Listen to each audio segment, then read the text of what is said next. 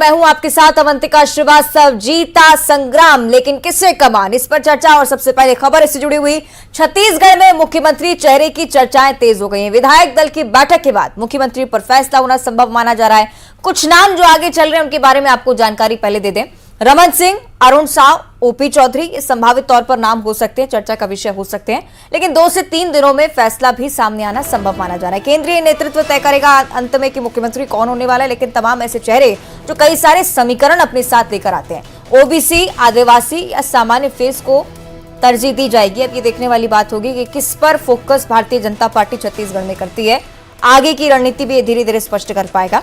संगठन से पर्यवेक्षक नियुक्त होने के बाद सीधे विधायक दल की बैठक, और उस विधायक दल की बैठक में कुल मिलाकर यही चर्चा होनी है कि संग्राम जो जीता है किसे श्रेय मिलना है, कौन मुख्यमंत्री रहेगा, मुखिया के तौर पर छत्तीसगढ़ बीजेपी की तरफ से कौन कमान संभालता हुआ नजर आएगा।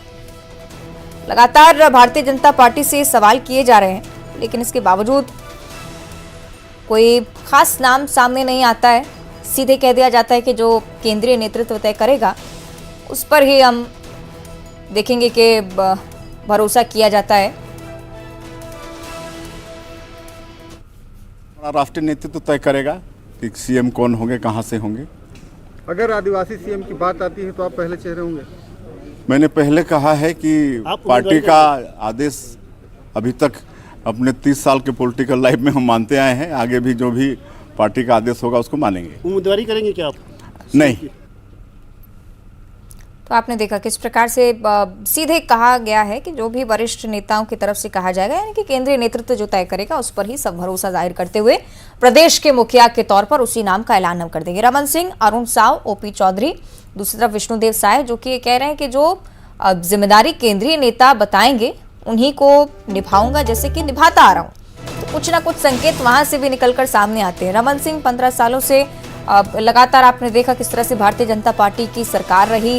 राष्ट्रीय उपाध्यक्ष के तौर पर रमन सिंह काम करते आ रहे हैं पार्टी के लिए, लेकिन मुख्यमंत्री के चेहरे के तौर पर पार्टी किसी भी व्यक्ति को मुखरता से सामने नहीं रख रही थी, और इसलिए सवाल बनता भी है।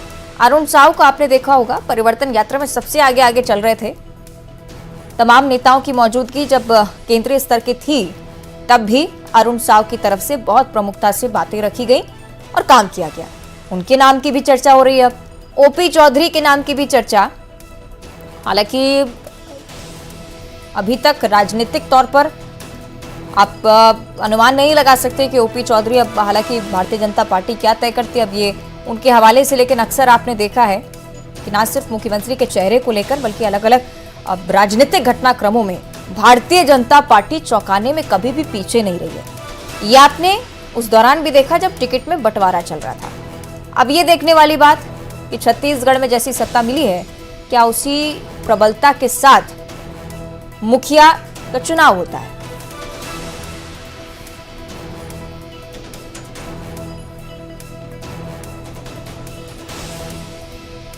चलिए और ज्यादा विस्तार से इस पर हम चर्चा करेंगे। हमारे साथ कुछ खास मेहमान जुड़ रहे हैं। लक्ष्मी वर्मा है, बीजेपी की तरफ से प्रदेश उपाध्यक्ष हैं।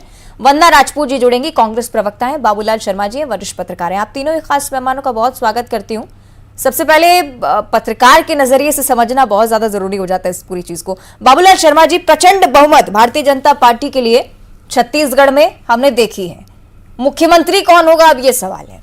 बाबूलाल जी, ये प्रचंड बहुमत का अनुमान तो किसी को भी नहीं था। अप्रत्याशित रूप से जो है बहुत जबरदस्त उलटफेर हुआ है। जो सीटें अनुमान की जा रही थी कि कांग्रेस को मिलेगी, उतनी सीटें जो है भारतीय जनता पार्टी को मिली, और जितनी अनुमान की जा रही थी भारतीय जनता पार्टी को मिलेगी सर्वे में, जो एग्जिट पोल में, उतनी सीटें जो है वो कांग्रेस के, वो पूरा उलटफेर हो गया।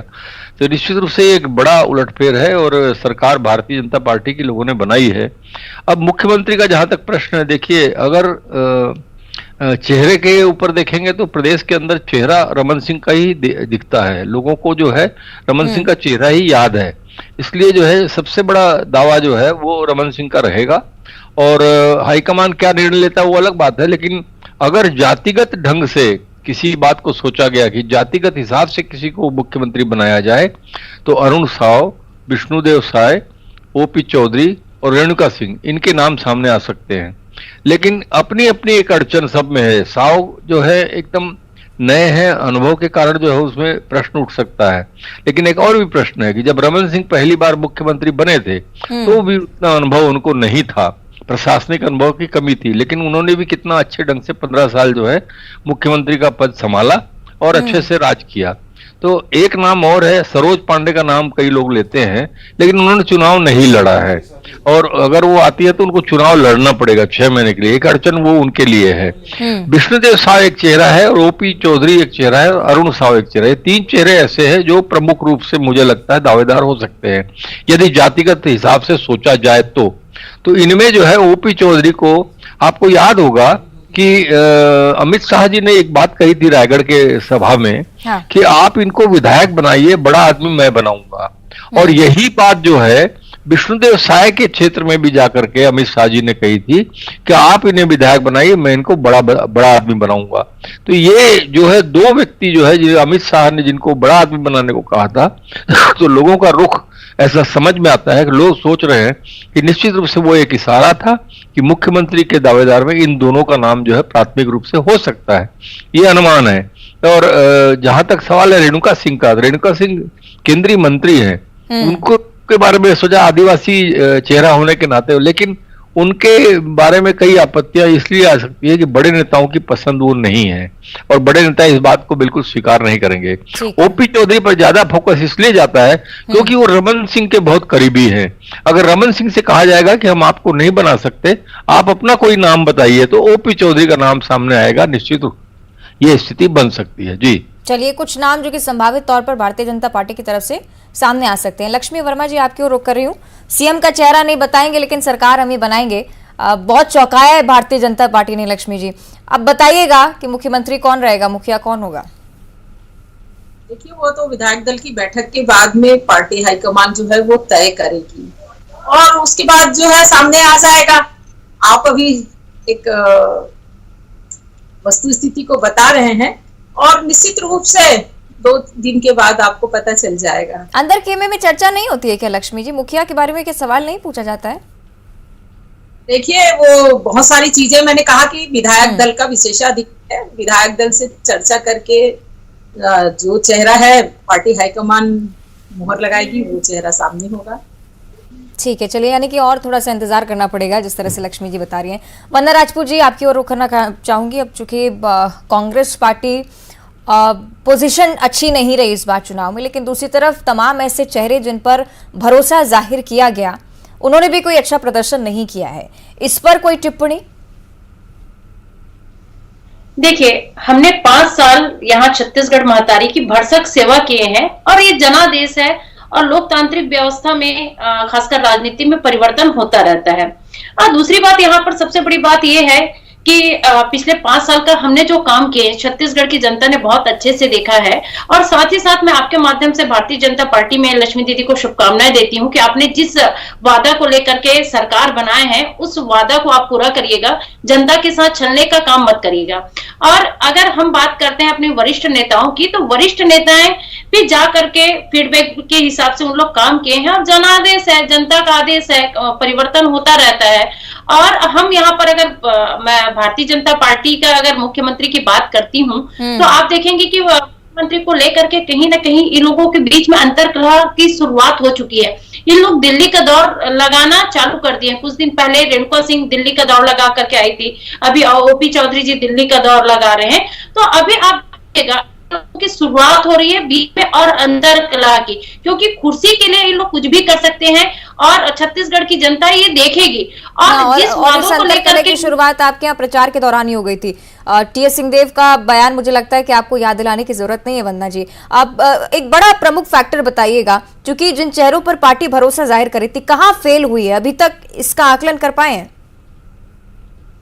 देखिए, हमारी पार्टी किस कारणों से हारी है, इसकी समीक्षा बैठक करी जाएगी, और समीक्षा बैठक में जो रिजल्ट आएगा या समीक्षा बैठक में जो फैक्ट आएगा, वो आप लोगों के सामने जरूर आएगा। और जरूर है कि इसमें हमको समीक्षा करना चाहिए, और समीक्षा करने पर हमारे जो कमजोर कड़ी है, हम कमजोर कड़ी की पता लगाएंगे, और आने वाले समय में उस कमजोर कड़ी को दूर करने की कोशिश करेंगे। क्योंकि राजनीतिक दल है, राजनीतिक दल में तो हार जीत तो लगी रहती है। हार जीत के बाद चाहे हैं उसके बाद भी समीक्षा बैठक होती है कि जीत के कारण क्या है और जीतने के बाद लोगों को अति आत्मविश्वास न बढ़े। इंतजार करेंगे कांग्रेस पार्टी की तरफ से जरूर इस बात का जिक्र हो कि क्यों आखिर चुनाव आ रहे हैं। बहुत जरूरी है कि आप अपने स्तर पर इस पार्टी को समझें, इस चीज को समझें। बाबूलाल शर्मा जी, एक बार फिर से आपके पास आ रही हूँ, क्योंकि अगर लंबे समय तक सत्ता में काबिज रहना है तो एक ऐसा चेहरा निश्चित ही लाना होगा जिस पर जनता भरोसा कर सके। रमन सिंह की बात हुई, लेकिन फ्रंट फुट पर कोई भी नेता सामने नहीं रखा गया। उसके बाद दूसरी तरफ संकेत कि विष्णुदेव साय कह रहे हैं कि जो केंद्रीय नेता कहेंगे वो मैं करूंगा। अब अगर धुआं उठाए तो कहीं ना कहीं आग लगी होगी। देखिए, भारतीय जनता पार्टी को इस वक्त जरूरत जिस बात की है वो मैं आपको बताता हूं कि जिस दिन से सत्ता शुरू हो, उनकी राज्य शुरू हो, उसी दिन से जो है काम करना शुरू करना पड़ेगा। तो इसलिए अनुभव वाले व्यक्ति की जरूरत होगी, जिसको प्रशासनिक अनुभव हो, तेजी से जो है वो निर्णय लेने की क्षमता हो। तो उसमें मुझे रमन सिंह और ओपी चौधरी दो व्यक्ति ऐसे दिखा दे जो अनुभव रखते हैं प्रशासन का। तो ओपी चौधरी चूंकि IAS अफसर रहे हुए हैं, इसलिए वो प्रशासन का पूरी तरह से अनुभव रखते हैं, आंतरिक स्थितियों को जानते हैं, किस तरह से काम कराया जाता है वो उनकी जानकारी में है। दूसरी चीज जो है वो रमन सिंह के करीबी भी है। रमन सिंह प्रशासनिक अनुभव 15 साल का उनका जबरदस्त है। माने आज सरकार बैठते ही काम करने वाले व्यक्ति की जरूरत जो है मैं भारतीय जनता पार्टी की सरकार में महसूस करता हूं। और भारतीय जनता पार्टी के हाईकमान क्या सोचता है वो अलग बात है, लेकिन मैं जो सोचता हूं कि आज जैसी सरकार बनाई गई है, जिस तरह जनता ने जनादेश दिया है, इनको बैठते साथ जो है काम करना शुरू करना होगा। अपनी योजनाओं को, अपनी घोषणाओं को लगातार जो है वो इम्प्लीमेंटेशन की तरफ बढ़ाना होगा। लोगों को दिखना चाहिए ये सरकार ने वायदा किया, मोदी जी ने वायदा किया, तो बैठते ही साथ जो है, जिस तरह भूपेश बघेल ने तुरंत कर्जा माफ किया था, उसी तरह इन्होंने भी शुरुआत जो है वो शुरुआत करनी चाहिए। मुझे याद है पत्र लिखने की बात थी 2013 के समय में, उस वक्त रमन सिंह ने सरकार बनते ही पहले दिन पत्र लिखा और लोगों को बताया, पत्रकारों को बताया कि मैंने बैठते साथ केंद्र सरकार को पत्र लिख दिया है। उसी तरह का काम, जो तत्काल काम करने वाली स्थिति जो है इस सरकार में होनी चाहिए। इसलिए मुखिया ऐसा हो जो प्रशासनिक अनुभव से परिपूर्ण हो और तुरंत निर्णय लेने की क्षमता रखता हो। जी निश्चित तौर पर, और यही जो चीजें हैं जिस पर भारतीय जनता पार्टी को इन समीकरणों को समझना होगा, काम करने की जरूरत होगी इस पर भी। अब लक्ष्मी जी, वंदना जी को इस बात की बहुत चिंता है कि शांतिपूर्वक CM का ऐलान हो जाए, कोई अंतरकलह ना सामने आए। जनता पार्टी में कभी अंतरकलह की स्थिति नहीं होती है। राजनीति में सभी लोगों की इच्छा होती है कि वो कुछ बने और प्रमुख पदों पे आसीन हो, लेकिन भारतीय जनता पार्टी जैसे कांग्रेस की राजनीति रही 5 साल और लोगों ने देखा है, और उसका प्रमाण है। देखिए आप, इनके 9 मंत्री हार गए इस प्रदेश में, तो किस तरह शासन प्रशासन चलाया ये तो आम जनता ने देखा है। इनकी जो शासन में भ्रष्टाचार है, जो महिलाओं के प्रति इनका जो एक रवैया रहा है, कहीं शासन प्रशासन नजर नहीं आई है, युवाओं से छलने का काम किया है। ऐसे पूरे प्रदेश को गर्त में झोंकने का काम कांग्रेस पार्टी ने किया था। और ये हम नहीं कह रहे हैं, छत्तीसगढ़ की जनता ने बता दिया कि इनके शासन में 9 मंत्री रहे, वो सत्ता से गए। तो मेरा ये कहना है कि भारतीय जनता पार्टी एक अनुशासित पार्टी है, एक वैचारिक दृष्टिकोण से परिपूर्ण पार्टी है, जो हमारे विधायक दल और हाईकमान के जो आदेश होगा उसको हर नेता पालन करेगा, हर कार्यकर्ता पालन करता है। और ठीक है, आप कह रही हैं कि मोदी मैजिक और अमित शाह के मैजिक से ज्यादा कांग्रेस सरकार से हताशा इस जनादेश की वजह है। वंदना जी, देखिए, जैसे लक्ष्मी दीदी बोल रही थी कि हमको कांग्रेस पार्टी को नकार दिए, तो उनकी गलत फहमी है। 2018 की बात याद दिलाना चाहूंगी, 15 साल इनकी शासन थी। 15 साल के शासन के बाद ये लोग सिर्फ 15 सीट में सिमट गए थे। लेकिन आप देखेंगे हम विपक्ष की भूमिका में यहाँ पर मजबूत स्थिति में खड़े हुए हैं और मजबूती के साथ हम अपने उत्तरदायित्व का निर्वहन करेंगे। पहले 2018 की तो रिजल्ट याद कर ले। और सबसे बड़ी बात यह है कि यहाँ पर जनता ने हमको आशीर्वाद दिया है। जनता के आशीर्वाद के कारण ही आज हम, आप देखेंगे कि इतने बड़ी सीट पर हम काबिज हुए हैं। आप यकीन मानिए लक्ष्मी दीदी, आप लोग खुश होइए, लेकिन इतना भी खुश मत होइए कि आप अपने 2018 के हार को भूल जाए। और सबसे बड़ी बात आप यहाँ पर देखेंगे कि हम लगातार अपनी जो जिम्मेदारी है उस जिम्मेदारी को निभाएंगे। कोई तो बात होगी वंदना जी, लेकिन टीएस बाबा का हारना किसी झटके से कम नहीं था, ना सिर्फ आपकी पार्टी के लिए बल्कि तमाम राजनीतिक पंडित जो ये कह रहे थे धीरे धीरे अरे टीएस बाबा तो जीत जाएंगे, साधारण व्यक्ति हैं, अच्छे राजनेता हैं, वहां कहाँ कमी रह जाती है? नहीं, बिल्कुल सही कहा आपने कि हम ये चीज सोच ही नहीं थे और हम नहीं सोच रहे थे, वैसा परिणाम आया है। और टीएस बाबा के बारे में तो भारतीय जनता पार्टी भी कहते थे कि टीएस बाबा वहां से जीत जाएंगे, सबको ये यकीन था। लेकिन क्या करे, जनता का आदेश है, जनादेश है, हमको उसको स्वीकार करना पड़ेगा। और अंतरकलह वजह मानती है क्या? अंतरकलह को वजह मानती है? देखिए मैं आपको पहले भी बोली हूँ मैं इस चीज को कि समीक्षा होगी और समीक्षा में जो पॉइंट आएगा वो सबको पता चलेगा कि हाँ हमारे हारने के पीछे वजह क्या है। बिना समीक्षा के अभी बोलना ये जल्दबाजी होगा। रिपोर्ट को लेकर तो बहुत अच्छे से बोले थे कांग्रेस के नेता के, बहुत अच्छा फीडबैक मिल रहा है। चलिए लौटूंगी आपके पास। बाबूलाल जी, एक और चीज समझाइएगा, चूंकि छत्तीसगढ़ में भारतीय जनता पार्टी की प्रचंड बहुमत का अनुमान शायद किसी को ना हो, लेकिन अनुमान इसका भी नहीं था कि इतने बड़े बड़े चेहरे धराशायी हो जाएंगे। टीएस बाबा का हारना हो, रविंद्र चौबे का हारना हो, तमाम ऐसे, मोहन मरकाम को आप ले लीजिए, दीपक बैज बहुत सशक्तिकरण के साथ आ गया है, क्या वजह रही होगी? देखिए, टीएस बाबा का हारने का कारण तो सबसे बड़ा साफ साफ दिखाई देता है कि व्यापारी वर्ग जो है वो अग्रवाल होने की वजह से, राजेश अग्रवाल प्रतिद्वंदी होने की वजह से व्यापारी वर्ग जो है वो इकट्ठा हो गया और उसका प्रभाव जो है दिखने में आया। बहुत कम वोटों से हारे हैं, हार की जैसे हार नहीं है, लेकिन जो है जो हार हुई है उसका जो मैंने मूल मंत्र निकाला है वो ये निकाला है कि जो 4 शीर्ष नेता हैं, महंत, टीएस बाबा, ताम्रध्वज साहू और भूपेश बघेल, इन लोगों में आपसी अविश्वास की स्थिति थी, आंतरिक वैमनस्यता की स्थिति तक कई लोग पहुंच गए थे, आपस में एक दूसरे के बारे में बात करते थे। भूपेश जी ने भी जो है, मुख्यमंत्री जी ने जो है अपने रुख में कड़ापन जो है इन लोगों के प्रति रखा, इंटरनल राजनीतिक रूप से उठापटक चलती रही, जिसकी वजह से टीएस बाबा ने को बयान, अप्रिय बयान भी देने पड़े और सरकार के खिलाफ बोलना पड़ा। तो वो सारी चीजें काम कर गई और लोगों को लगा कि भाई ये लोग इकट्ठे नहीं है। दिखने में जब चुनाव का समय आया तो उन्होंने कहा कि सामूहिक नेतृत्व में चुनाव लड़ रहे हैं, लेकिन सामूहिक नेतृत्व लोगों को जमा नहीं, लोगों को, क्योंकि बीच बीच में टीएस बाबा साहब मैं मुख्यमंत्री नहीं बनूंगा तो राजनीति छोड़ दूंगा, इधर महंत जी अपने जांजगीर चांपा में इकट्ठे हो गए, कहीं प्रदेश स्तर पर भूपेश बघेल के साथ दौरा नहीं हुआ। ये सारी चीजें देख के लोगों को लगा कि ये लोग एक नहीं हो सकते और ये हमारा भला करेंगे कि नहीं करेंगे, कर पाएंगे नहीं कर पाएंगे, ये कंफ्यूजन जो है वो जनता के बीच पैदा हुआ। और भूपेश बघेल के प्रति भरोसा होते हुए भी ये 3 नेताओं के प्रति भरोसा उनका टूटा और उनको लगा कि अकेला भूपेश क्या कर लेगा, इसलिए जो है ये स्थिति बनी है। और ये चीजें हैं जो कि पहले भी चर्चा का विषय रही थी, हमने नहीं देखा किसी भी बड़े मंत्री को प्रचार प्रसार करते हुए, ऐलान करते हुए।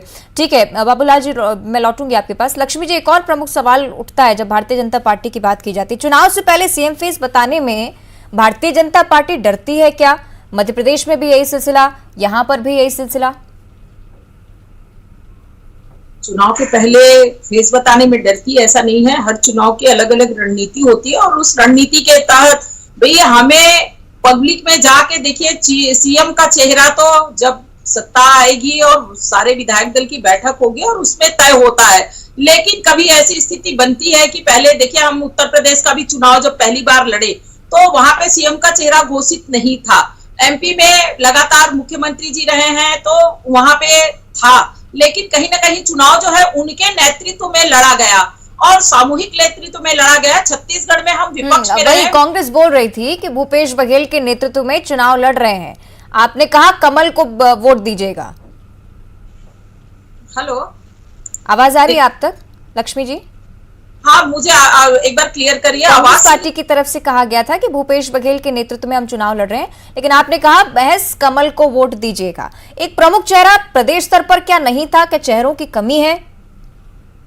देखिए, भारतीय जनता पार्टी में चेहरों की कमी नहीं है, भारतीय जनता पार्टी का हर कार्यकर्ता चेहरा है। ये आज कार्यकर्ताओं ने बता दिया और छत्तीसगढ़ की जनता ने भी बता दिया कि किस ढंग से छत्तीसगढ़ में एक वैचारिक संप्रभुता के साथ में भारतीय जनता पार्टी मैदान में गई और मोदी जी की गारंटी जो आज इस देश का नेतृत्व कर रहे हैं, और निश्चित रूप से जिस प्रकार से छत्तीसगढ़ है, राजस्थान है, मध्य प्रदेश में आज बड़ा मैंडेट लेके भारतीय जनता पार्टी जो है सत्ता में फिर से काबिज हुई है, तो ये दर्शाता है कि मोदी जी की गारंटी आज भी है, लोग उनकी गारंटी। चलिए आप यही बता दीजिए, मोदी जी की गारंटी से जीते हैं कि प्रदेश सरकार की विफलताएं आपकी विजय का कारण है? हमारे यहाँ मोदी जी की तो है सफलता, मैं श्रेय उनको पूरा देती हूँ, लेकिन कार्यकर्ताओं को हम श्रेय देते हैं कि भारतीय जनता पार्टी जो हमारी केडर बेस्ड पार्टी है, हर कार्यकर्ता हर नेता फूल छाप के लिए मेहनत किया है और आज हम यहाँ पहुंचे हैं। यानी कि प्रदेश सरकार को लेकर कुछ नहीं कहेंगी? पहले लगातार आरोप थे कि कांग्रेस की सरकार काम नहीं करे।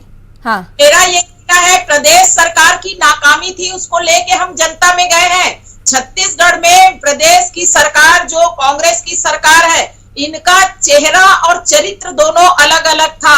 छत्तीसगढ़ में देखें तो भ्रष्टाचारी सरकार के रूप में इन्होंने युवाओं को ठगा, पीएससी घोटाले के माध्यम से आज पूरा छत्तीसगढ़ जो है कहीं ना कहीं घोटालों का प्रदेश बन चुका था। यहाँ पे महादेव ऐप जैसे सट्टा को पिलाने के लिए ठीक है।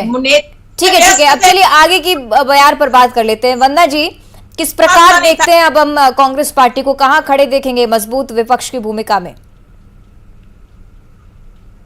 पार्टी एक बहुत ही मजबूत विपक्ष की भूमिका पर आपको नजर आएगी और बार बार भारतीय जनता पार्टी को उनकी जो वादे हैं वो याद दिलाएगी, क्योंकि हमको बहुत अच्छे से मालूम है कि भारतीय जनता पार्टी चुनावी माहौल बनाने के लिए उसकी कथनी और करनी में कितना अंतर है।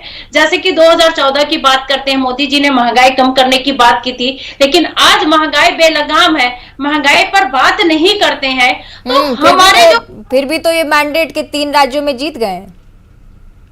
देखिए वही बात समझने की है, क्योंकि जनता को अभी ऐसा लगता है जैसे कि यहाँ पर महिलाओं के लिए प्रलोभन देने के काम किए, रेवड़ी बांटने के, पहले इनको रेवड़ी से प्रॉब्लम था, लेकिन खुद रेवड़ी बांट करके चुनाव जीत रहे हैं। जैसे यहाँ पर उज्ज्वला योजना, जो गैस लाभार्थी योजना या बीपीएल परिवारों को जो 500 रुपए में गैस सिलेंडर देने की बात की थी, आप यकीन मानिए सिर्फ चुनाव निपटने दीजिए, चुनाव का जैसे चुनाव खत्म होता है आप देखेंगे कि महिलाओं से प्रत्येक घर से जस्ट डबल रेट बढ़ाएंगे और यहाँ पर जनता का जेब से लूटने का काम करेंगे और जनता के जेब को खाली करेंगे। क्योंकि पिछले 2014 से हम तो यही देख रहे हैं, वादा कुछ और करते हैं, चुनाव के समय माहौल कुछ और बना देते हैं, चुनाव निपटते ही उनके जो चेहरे हैं वो चेहरे दिखते हैं जनता के सामने में। जैसे कि हम गैस सिलेंडर की बात करते थे, यूपीए सरकार में जो गैस सिलेंडर 410 रुपए में मिलता था, आप देखेंगे कि कुछ दिन पहले वो 1200 रुपए तक का चला गया था, लेकिन चुनाव जैसे नजदीक आया दिखा कि सीधे कहे वंदना जी की सरकार बनने के बाद पहला आरोप विपक्ष की तरफ से सरकार के नाम। चलिए अब देखने वाली बात कि आगे क्या कुछ होता है। बहुत शुक्रिया आपका वंदना जी जुड़ने के लिए। लक्ष्मी जी आपका भी बहुत बहुत शुक्रिया। बाबूलाल शर्मा जी आपका भी बहुत धन्यवाद स्थिति समझाने के लिए। इसी के साथ इस खास पेशकश में इतना ही। देखते रहिए न्यूज़ सिटी।